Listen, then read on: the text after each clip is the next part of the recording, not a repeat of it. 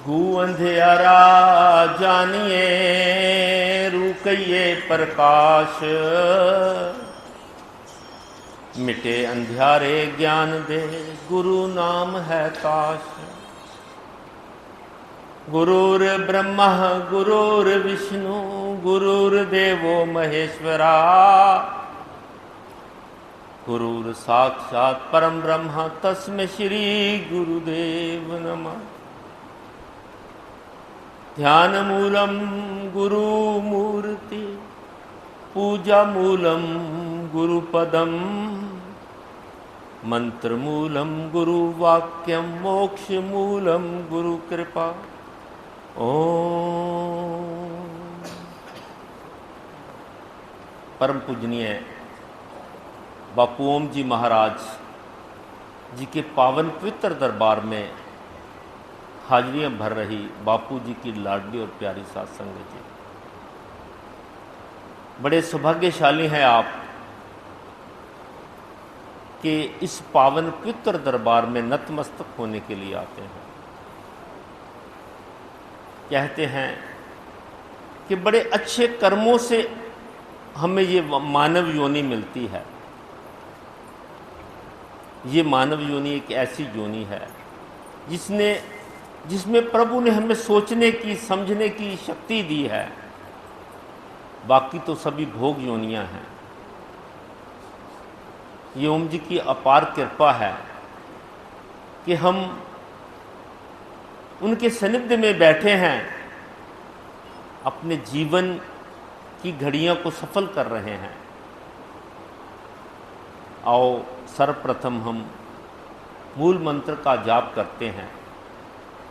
मूल मंत्र एक ऐसा मंत्र है जो कि श्री गुरु नानक देव जी महाराज अकाल पुरख से संगतों के उद्धार के लिए लेके आए। इसका जितना भी जाप किया जाए कम है। कहीं बाहर जाते समय, काम पे जाते समय, सुबह उठकर शाम को किसी भी वक्त इसका सिमरन करना लाभदायक होता है। जब भी फ्री बैठे हो तो मन में हमेशा मूल मंत्र का जाप करते रहे। ये बहुत फलदायक होता है।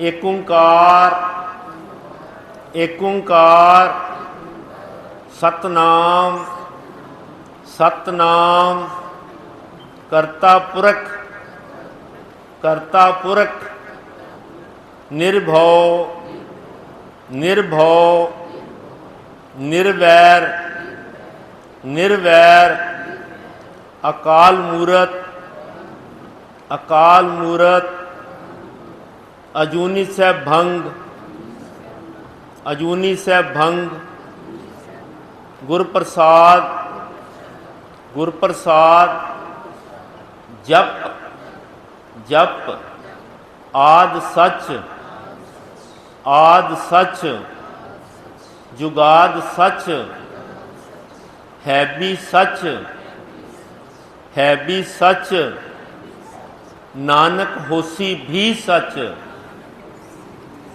नानक होसी भी सच। बोल गुरु नानक देव महाराज आपकी सदा ही जय।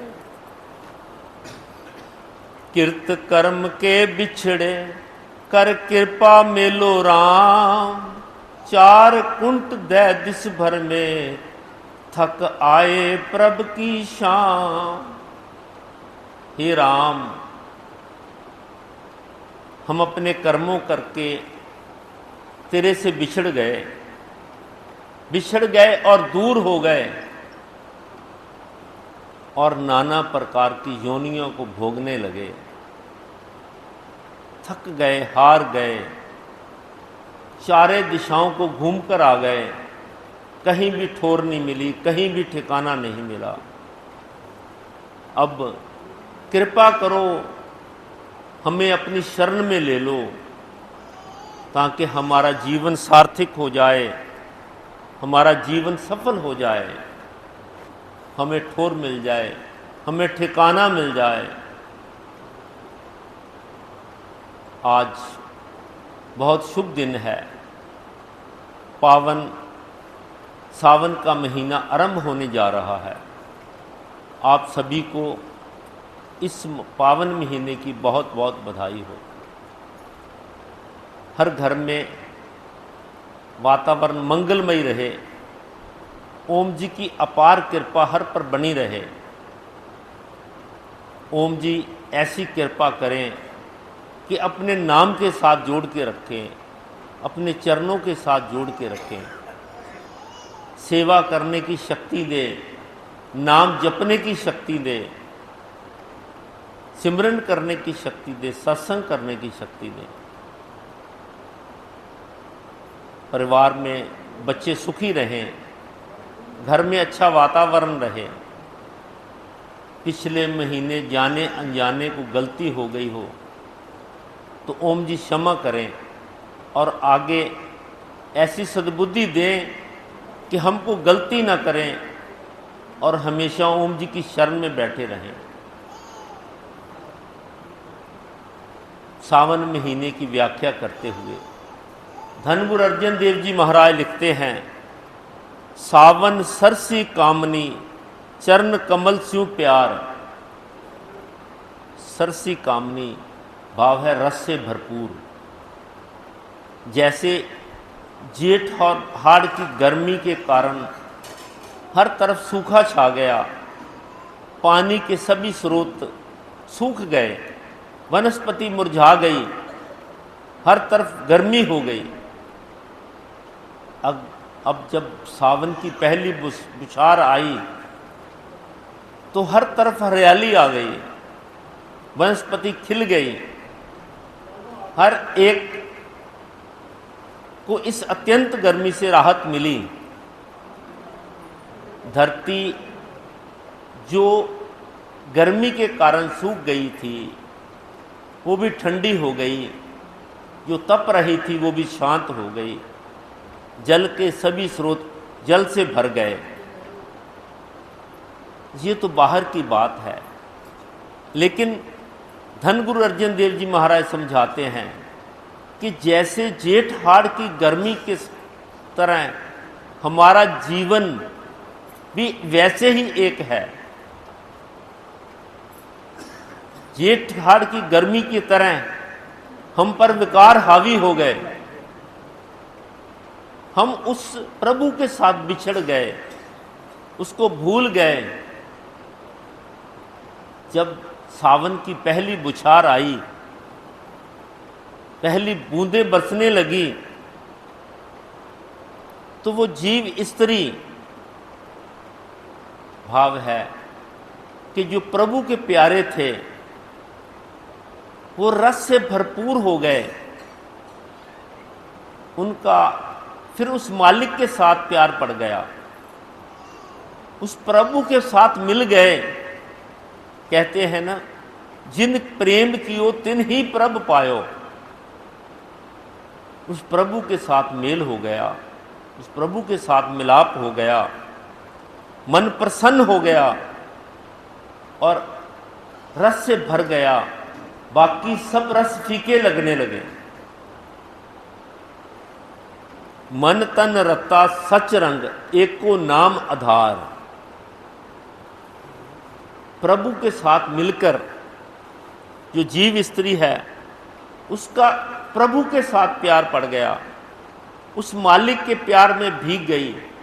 भाव है उसके नाम का सिमरन करने लगी और मन में उमंग आ गई, हरियाली आ गई। मन और तन उस मालिक के रंग में रंगा गया। अब कोई तमन्ना नहीं रही। बिखिया रंग कुड़ाविया दसने सभ्य छार।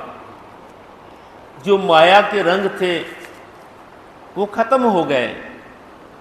जो माया हमारे पर हावी थी वो खत्म हो गई।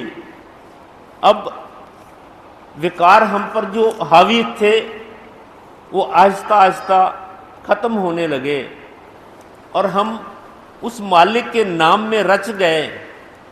उस मालिक के नाम को आधार बना लिया। हर अमृत बूंद सुहावनी, मिल साधु पीवन हार। जैसे आसमान से सावन की बौछार आती है और बूंदें टपकती हैं, मन को बड़ी सुहावनी लगती हैं। हल्की हल्की बरसात होती है तो मन बहुत प्रसन्न हो जाता है। इसी तरह उस प्रभु के नाम की बूंदें जो हमारे मन पर पड़ने लगी और हमारा मन शांत हो गया, हमारे मन को तृप्ति आ गई। वो तृप्ति कैसे आएगी? मिल साधु पीवन हार। जब हम साधु की संगत में जाएंगे, ओम जी की शरण में जाएंगे, बापू हरनाम जी, बापू शरदाराम जी के सानिध्य में बैठेंगे, नाम का सिमरन करेंगे, जाप करेंगे, तो वो सुहावनी बूंदें हमारे मन ऊपर टपकने लगेंगी और हमारा मन शांत हो जाएगा और हमें शाश्वत आनंद की अनुभूति होगी। वो शाश्वत आनंद जिसके लिए हर कोई तड़प रहा है। ऋण तृण प्रभु सब मौल्या, प्रथम पुरख आधार। सारा संसार उस परमात्मा की एक अद्भुत रचना है, उसका बनाया हुआ है। तरह तरह के जीव बनाए हैं, तरह तरह के पेड़ बनाए हैं। एक पत्ता भी दूसरे पत्ते से मेल नहीं खाता, एक जीव भी दूसरे जीव से मेल नहीं खाता। प्रभु कहते हैं, मैं हर एक की रक्षा करता हूं।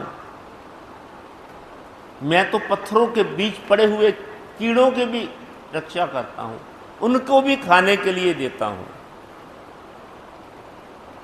ऐसे कथा आती है ना। एक बार भगवान श्री हरि ने कहा कि मैं पहले अपने बच्चों को, सभी बच्चों को खिलाता हूं, सारे संगत को खिलाता हूं, तो फिर मैं खाता हूं। माता लक्ष्मी के मन में ये भाव आया कि ये कैसे हो सकता है। उसने एक छोटा सा कीड़ा लिया और एक डिब्बी में बंद कर दिया। कहते देखते हैं, प्रभु कहते हैं मैं सभी को खिलाता हूं तो फिर खाता हूं, ऐसे संभव है? उस छोटे से कीड़े को डिब्बिया में, छोटी सी डिब्बिया में बंद कर दिया और कई दिन तक बंद ही रखा। कई दिनों बाद माता के मन में आया कि मैं ये डिब्बिया खोल के देखूं, वो कीड़ा तो अब मर गया होगा। जब डिब्बिया खोली तो कीड़ा जिंदा था और उसके मुंह में चावल का दाना था। माता देख के हैरान हो गई तो प्रभु मंद मंद मुस्काने लगे, कहने लगे, मां लक्ष्मी आप मेरी परीक्षा ले रही थी ना, लेकिन जैसे आप, जिस समय आपने उस कीड़े को डिब्बी में बंद किया, मैंने तुम्हारे जो माथे का तिलक था उसमें से एक दाना उस डिब्बिया में गिरा दिया और उसके भोजन की व्यवस्था कर दी। भाव है कि मालिक तो हर एक की रक्षा करता है, कण कण में विराजमान है। अक्सर हम समझते हैं ना कि मैं ये काम करता हूं, अगर मैं ना करूं तो कैसे चलेगा। मैं घर की व्यवस्था करता हूं, मैं सारा कारोबार चलाता हूं, मैं ना चलाऊंगा तो कौन चलाएगा। लेकिन ये हमारी भूल है। जो होता है उस मालिक की इच्छा के अनुसार ही होता है। उसकी इच्छा के बिना तो एक पत्ता भी नहीं हिल सकता। इसीलिए कहते हैं इंसान करता तो अपनी मर्जी है, लेकिन होता वही है जो वो चाहता है। अगर हम वो करें जो वो चाहता है तो होगा वही जो हम चाहते हैं। इसीलिए महापुरुष यही समझाते हैं, हमेशा उस मालिक की नज़र में रहना है, उसकी रहमत पर रहना है। कभी मन में ईगो को आने नहीं देना, घुमंड को आने नहीं देना। हमेशा मन में यही भाव रखना है कि जहाँ पर वो रखेगा वहीं रहेंगे। जैसे हमारे कर्म है वैसा ही हमें फल मिलेगा। हर मिलने को मन लोचदा, कर्म मिलावन हार। उस मालिक को मिलने के लिए मन में तड़प पैदा हो गई है, मन में एक भाव पैदा हो गया है कि अगर वो मालिक मिल जाए तो हमारा जीवन सार्थक हो जाएगा। प्रभु उसको मिलते हैं जो भोले भाव में होता है, जो बहुत चतुर है, जो बहुत शैतान है, जो कहता है कि मैं प्रभु को से साथ मिला हुआ हूं, उसे प्रभु नहीं मिलते। प्रभु तो भोले भाव से ही मिलते हैं। अगर कोई भोले भाव में रहेगा, उस मालिक की शरण में रहेगा, उसकी आराधना करेगा, उसकी सेवा करेगा, उसके नाम का सिमरन करेगा, मालिक तभी मिलते हैं। अगर कुछ ज़्यादा दिखावा करे कि मैं बहुत जाप करता हूँ, मैं बहुत सिमरन करता हूँ, मैं तो हर वक्त मालिक की शरण में रहता हूँ, उसे मालिक नहीं मिलते। मालिक तो उसे मिलते हैं जिसका भाव सच्चा हो, जिसकी अंतरात्मा शुद्ध हो, तभी मालिक मिलते हैं। जिन सखिए प्रभु पाया हो तिनके सद बलिहार। मैं उस जीव पर कुर्बान जाता हूं। जीव स्त्री कह रही है कि मैं उस जीव पर कुर्बान जाती हूं जिसने उस प्रभु को पा लिया है, जिसने उस मालिक को पा लिया है, जिसके हृदय में मालिक का वास हो गया है, जिसने प्रभु के नाम का सिमरन करके उस शाश्वत आनंद की अनुभूति कर ली है। मैं उस पर कुर्बान जाती हूं। मैं उसके मन की भावना को समझती हूं। उसके चेहरे से पता चलता है कि उसका ऑरा कैसा है, उसमें कितनी पॉजिटिव एनर्जी है। ये सब तभी होता है जब हम नाम का सिमरन करेंगे। जो युक्ति हमें मालिक से मिली है, गुरु से मिली है, उसका अभ्यास करेंगे। नानक हर जी मया कर शब्द मिलावन हार। हमने उस मालिक के आगे प्रार्थना करनी है। मया कर भाव है मेहर कर। हे प्रभु, हे गुरु नानक देव जी महाराज, हे गुरुदेव बापू ओम जी महाराज, हम पर कृपा करो ताकि हमें भी उस मालिक की प्राप्ति हो जाए। शब्द सवारनहार कैसे होगी? शब्द के साथ। शब्द क्या है?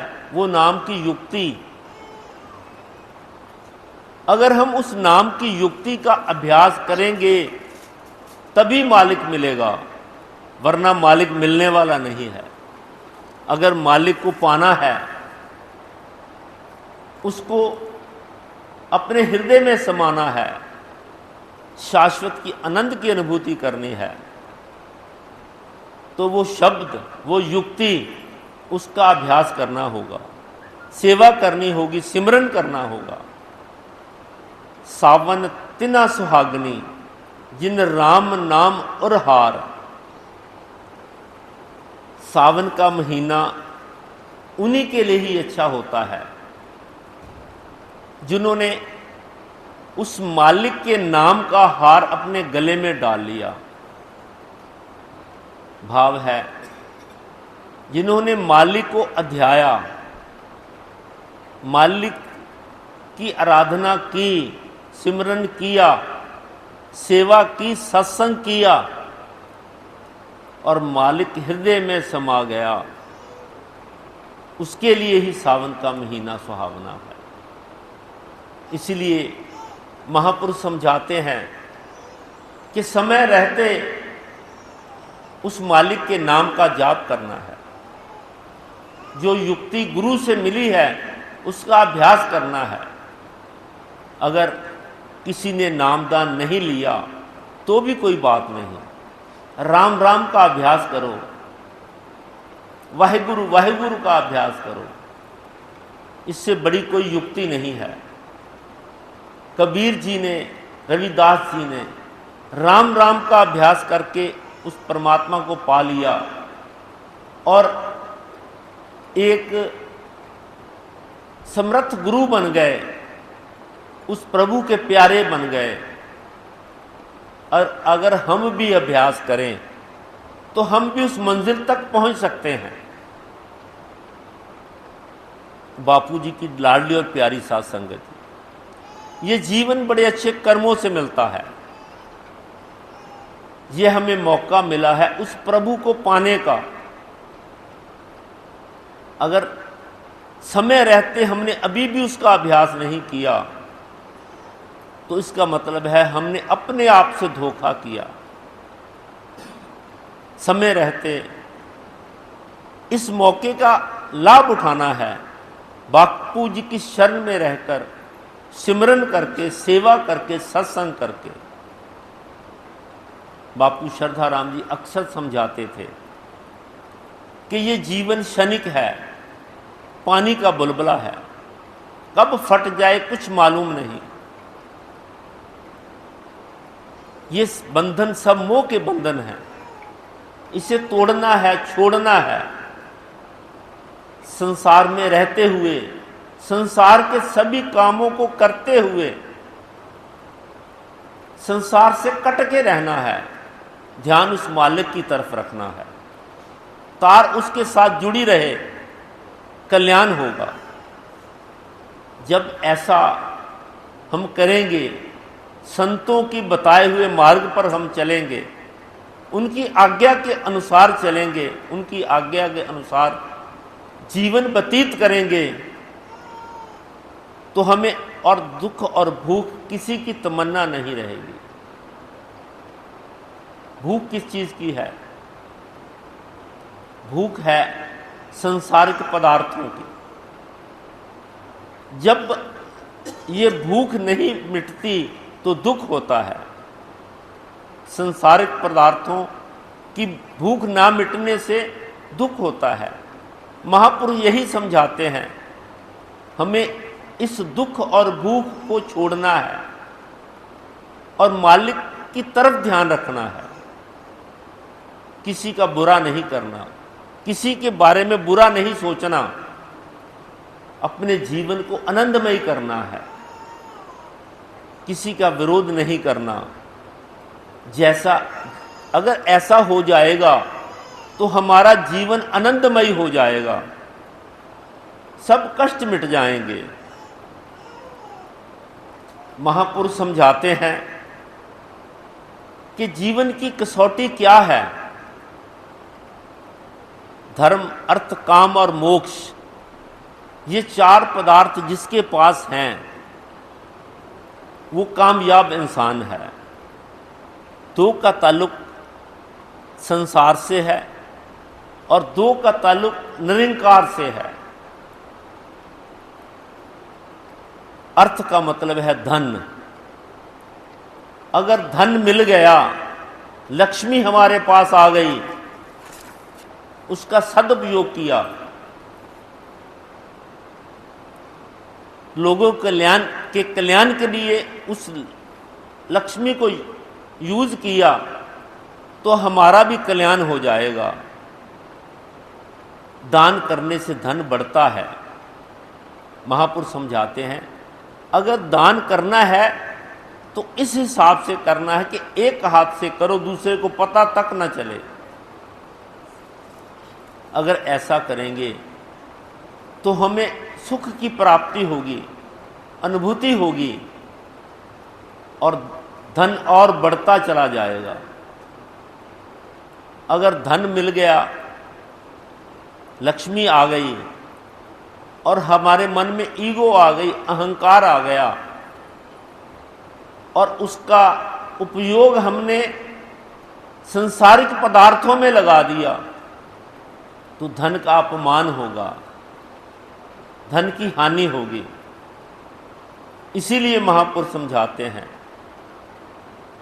कि हमेशा धन का सही उपयोग करना है, धन का सही यूज करना है, उसे हमेशा धर्म कर्म के कामों में लगाना है, शुभ कामों में लगाना है, ताकि अपना भी जीवन सफल हो जाए और धन में भी बढ़ोतरी होती रहे।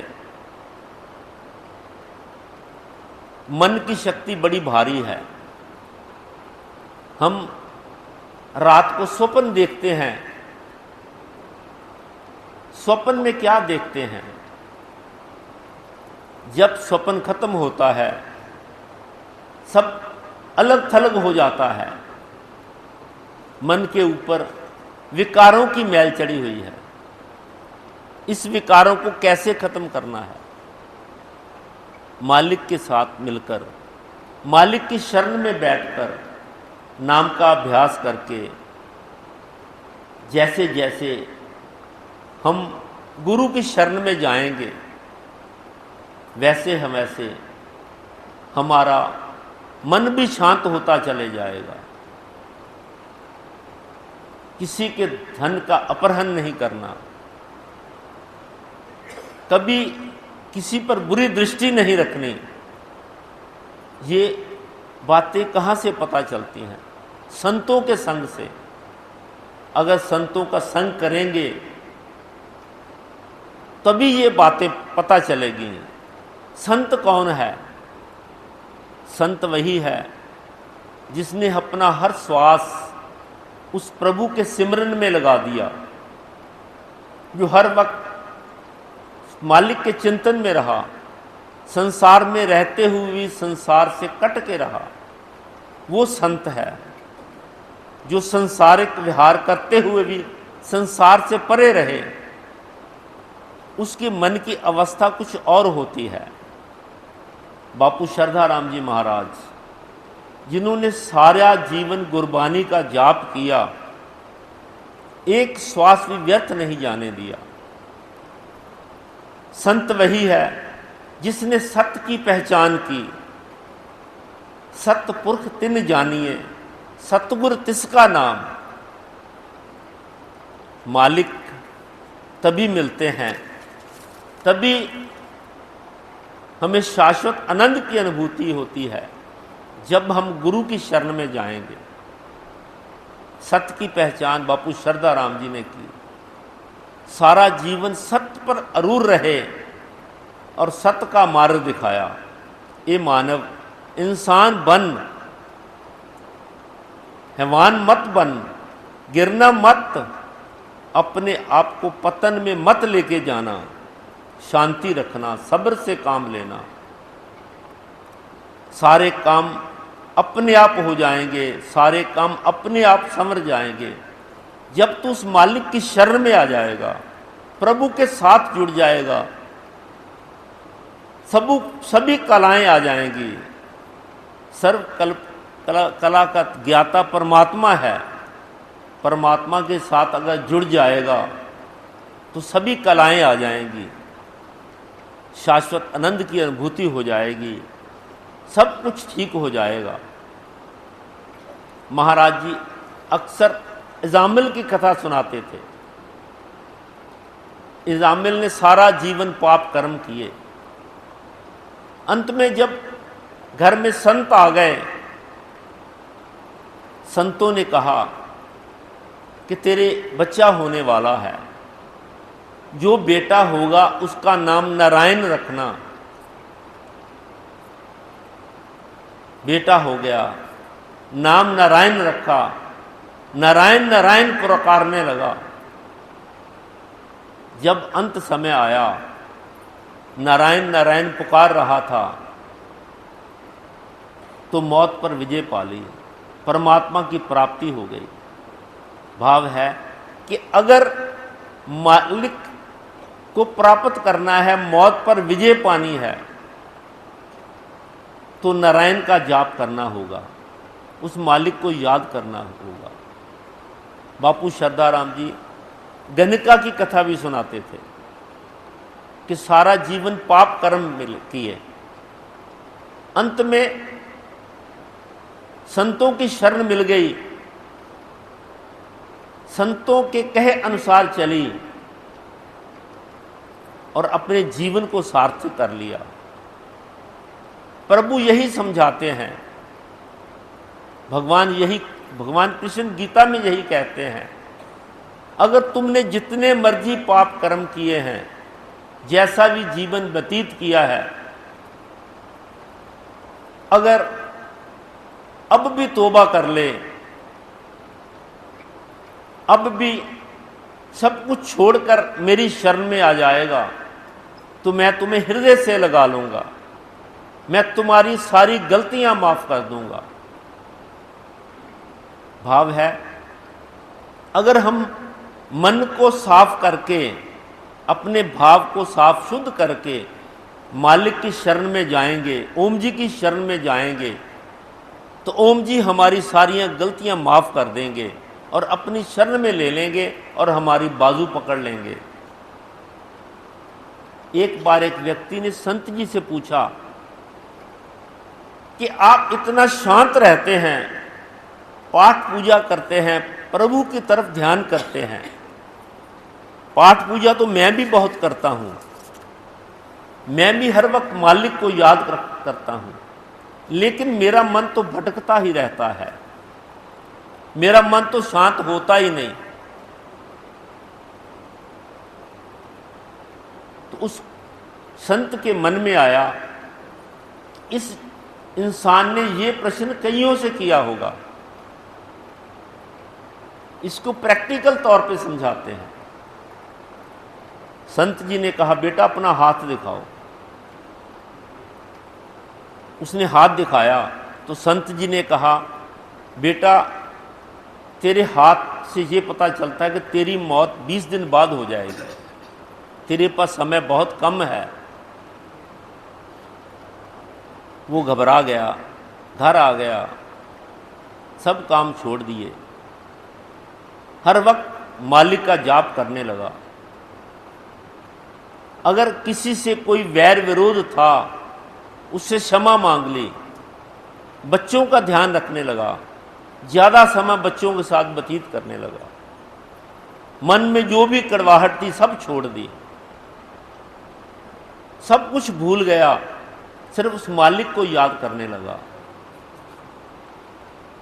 हर वक्त मालिक का सिमरन करना, ध्यान मालिक की तरफ रखना, किसी के साथ कोई वैर नहीं, कोई विरोध नहीं। अगर किसी रिश्तेदार या किसी सज्जन के साथ कोई गलत फहमी थी तो जाके माफ़ी मांग ली। 20 दिन बीत गए, 21 दिन बीत गए, 1 महीना बीत गया, तो संत जी के पास गया, प्रभु आपने तो कहा था मेरी मौत 20 दिन बाद हो जाएगी, पर मैं तो अभी भी जिंदा हूं।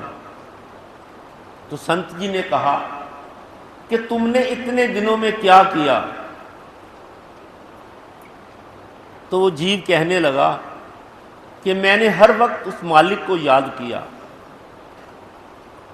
जो भी मेरे मन में कड़वाहट थी मैं छोड़ दी, अपने बच्चों से प्रेम किया, सब गलतियां भूल गया, जिससे के साथ कोई मन मुटाव था क्षमा मांग ली।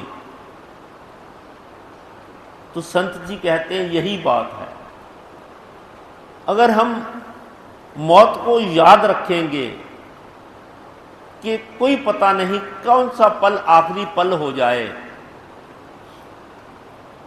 तो हमारा मन हमेशा शांत रहेगा। अगर ऐसा भाव आ जाए, ऐसा मन में विचार आ जाए, भाव आ जाए, तो हमारा जीवन भी शांतमयी हो जाता है। अक्सर ऐसा नहीं होता। हर कोई माया की दौड़ में लगा हुआ है। मैं ये काम कर लूँ, मैं वो काम कर लूँ, मैं वो काम कर लूँ, मुझे ये मिल जाए, मैं वो मिल जाए। संत महाराज गोसाई राम जी अमृतसर वाले अक्सर यही कहते थे कि दरबार में हर कोई आता है तूड़ी मांगने के लिए आता है। जो चीज़ मांगनी चाहिए वो कोई नहीं मांगता। हर कोई लक्ष्मी मांगता है, नारायण को नहीं मांगता। अगर नारायण मिल गए तो लक्ष्मी तो उनके चरणों की दासी है, वो अपने आप उनके पीछे पीछे आ जाएगी। बापू श्रद्धाराम जी अक्सर समझाते थे, ए जीव, ए इंसान, तू गलती से सोया हुआ है। तेरा शरीर एक घड़े की न्याई है जिसमें पानी तो भरा हुआ है, लेकिन उसकी तली में छेद है जो आस्ता आस्ता रिसता जा रहा है, कम होता जा रहा है। इसी तरह तुम्हारे अंदर भी श्वासों की पूंजी भरी हुई है, लेकिन जो आस्ता आस्ता कम होती जा रही है। बाल अवस्था गुजर गई, युवा अवस्था गुजर गई, अब वृद्ध अवस्था आ गई, अंतिम सेमेस्टर आ गया, अपने आप को झंझोड़ने का समय है। अगर अब भी ना संभले तो कब संभलोगे? अब भी उस मालिक का नाम का सिमरन नहीं किया तो कब करोगे? कहते हैं ना कि जब अंत समय आता है, प्राण नहीं निकलते, तो फिर क्या करते हैं? अपने पाप कर्म सामने आने लगते हैं। कहते हैं इन्हें गीता का पाठ सुनाओ, गीता जी का 18वां अध्याय सुनाओ, रामायण जी का पाठ सुनाओ, मूल मंत्र का जाप करो, जपजी साहब का जाप करो। अगर पहले किया होता तो ऐसा क्यों करना पड़ता? सीधा उस मालिक की शरण में चला जाता। गरुड़ पुराण में लिखा है कि जब जीव का अंत समय आता है, जब ये जीव आत्मा शरीर से बाहर निकलती है, तो उसको अपने जीवन की सारी फिल्म दिखाई देती है। उसने सारे जीवन में क्या क्या काम किए, क्या अच्छा किया, क्या बुरा किया। क्योंकि अक्सर हमें अच्छे काम तो याद रहते हैं और बुरे काम हम भूल जाते हैं। जब वो ये फिल्म देखता है, सारी जीवन की हिस्ट्री दोबारा देखता है, तो वो खुद ही डिसाइड कर लेता है कि मैं किस योनि के काबिल हूं, मुझे कौन सी योनि मिलने वाली है। गीता में भगवान कृष्ण यही समझाते हैं, जहां पर जीवन का अंत होता है उसके आगे ही नया जीवन आरंभ होता है। जब जीव एक जगह तो शरीर का अंत होता है, दूसरी जगह जन्म होता है। किसी घर में खुशी मनाई जाती है, किसी में गम मनाया जाता है। जीवन का असूल यही है, जीवन का सार यही है कि हमेशा उस मालिक को याद रखो, उसकी आराधना करो, उसकी साधना करो, सेवा करो, ईगो रहित होकर।